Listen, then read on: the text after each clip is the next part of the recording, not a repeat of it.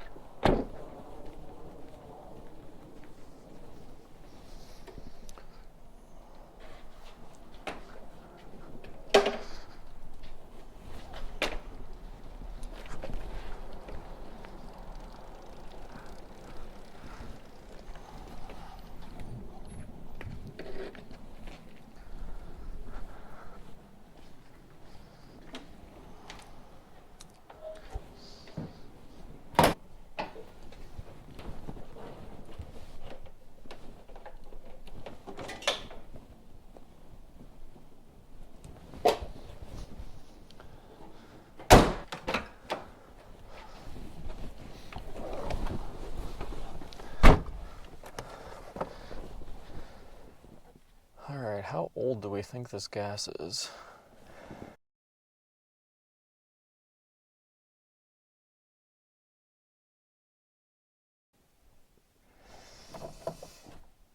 It's a Camry engine, it'll be fine.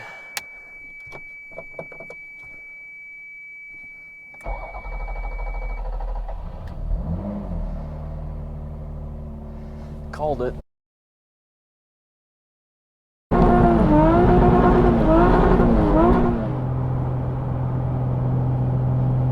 I have been so bad about driving this car.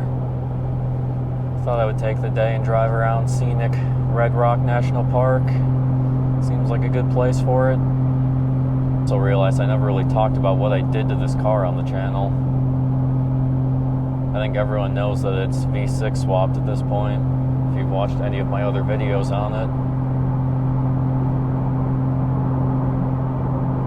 But it's really just the run-of-the-mill 2GR swap with all the readily available bolt-on parts to make that swap happen.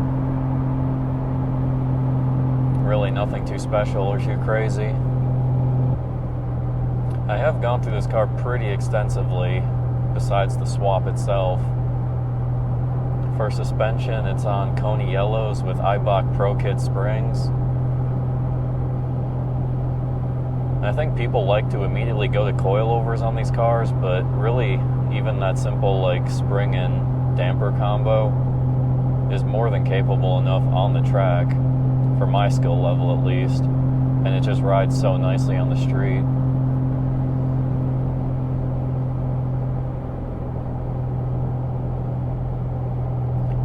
It also has the full Wilhelm suspension geometry kit.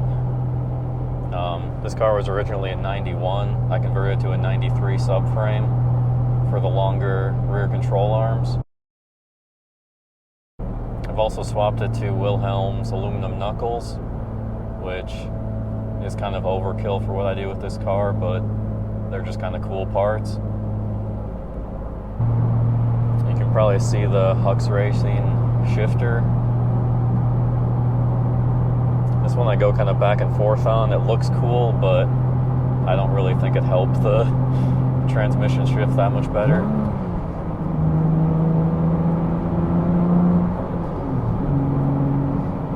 E153s just don't shift great. I kind of went down the rabbit hole of trying to do everything I possibly could to get better shifter feel. I think this is transmission number 3 for this car, and it's a brand new, well, I guess new old stock E153 with an LSD. But I mean, it was literally brand new from Toyota, like 0 miles when I put it in this car, and it still isn't the best shifting thing in the world.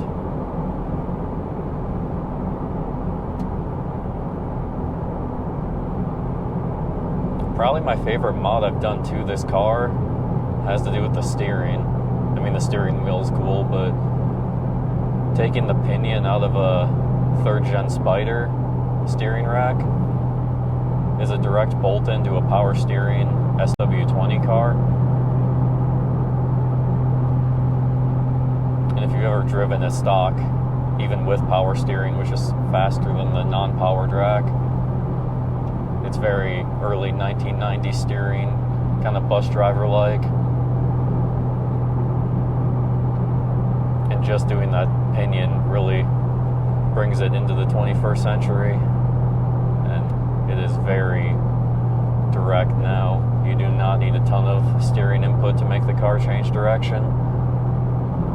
Yeah, I don't know. I really need to drive this car more, but living in Las Vegas and having to deal with Vegas traffic to get anywhere is really not that great in this car.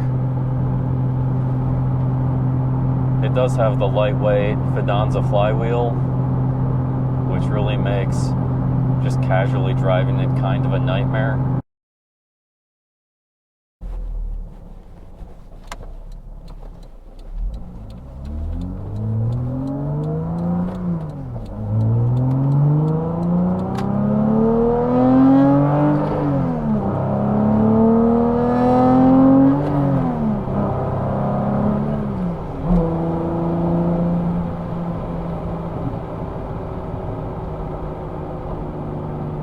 Yeah, I mean, it's good at that.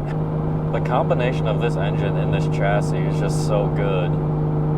Just the torque from the big V6 with such a lightweight chassis. It's just such a good combination. I just wish there were more good driving roads around Vegas.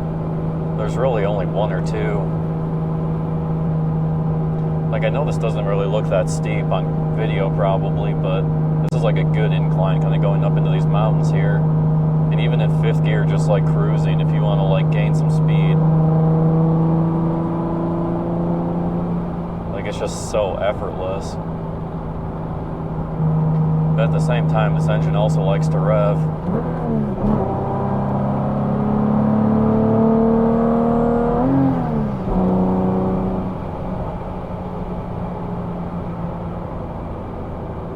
Never really wanting for power.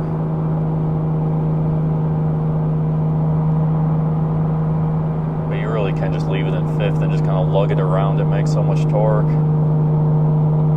Like, this is still steep, but even from like 2,000 RPMs, like, it'll still pull.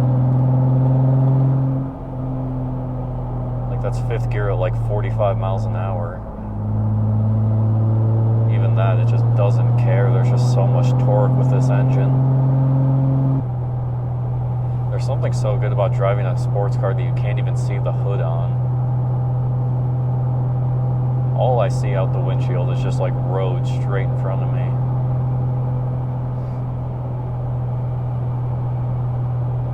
Modern cars could never. I mean, the flip side of that is if I get hit by a new Silverado or a Dodge Ram, more likely, it's probably not going to end too well for me.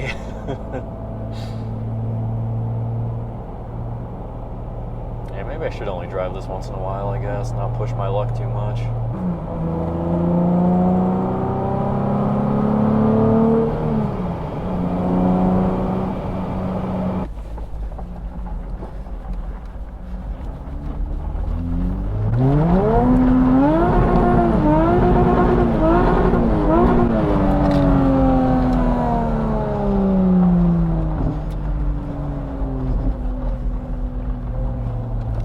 Sorry, RT660s. Sometimes you just gotta do it to them, though.